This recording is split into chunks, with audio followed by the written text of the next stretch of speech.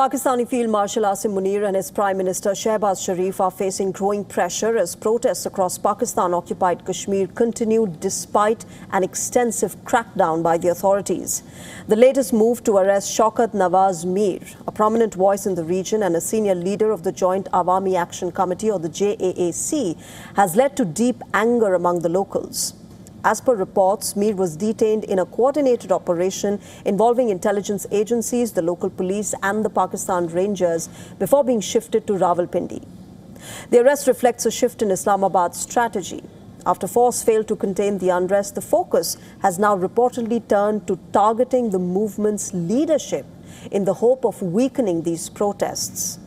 So far, over 600 JAAC leaders and workers have been arrested across the region under the Pakistani administration's massive crackdown on the demonstrators.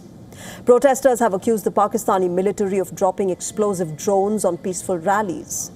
Pakistan's National Assembly opposition leader Mahmood Khan Ashaqzai compared this suppression and reported killings in Pakistan-occupied Kashmir with the Jallianwala Bagh massacre by the British in 1919.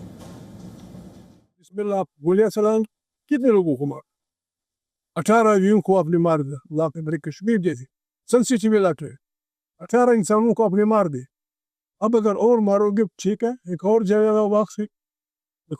वाला बाग बना दो. Earlier at a rally, Aman Khan, a senior JAAC leader, had sent a strong message to Asim Munir telling him that Pakistan-occupied Kashmir is not part of Pakistan. Listen in. Kashmir Pakistan का हिस्सा नहीं है.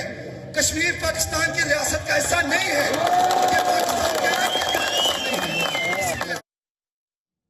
Meanwhile, the Pakistani government maintains that cases have been registered against these leaders and some other individuals under sedition and disturbing public order. But the JAC and its supporters reject these allegations as political vendetta and maintain that their movement is based on a peaceful struggle for public rights and constitutional demands. They say that the government is resorting to legal action to suppress dissent. Over the past several months, the region has witnessed allegations of heavy-handed action against the demonstrators, including detentions, the use of force and intimidation. However, instead of discouraging the protesters, these measures are said to have strengthened public resolve, with demonstrations continuing across the region. The JAC has maintained that the movement is driven by the people and not by any one individual. The organization has declared that the protests will continue even if its leaders are arrested. At the same time, several protest leaders are reportedly being booked under Pakistan's anti-terrorism laws. The protesters have primarily been demanding wheat subsidies, affordable electricity, and an end to what they describe as the exploitation of the region's natural resources. They say that none of these demands has been meaningfully addressed so far. Now, amid this, Pakistan is attempting to build an international narrative around the Indus Waters Treaty, which, remember, India had put in abeyance after the Pakistan-backed Pahalgam terror attack.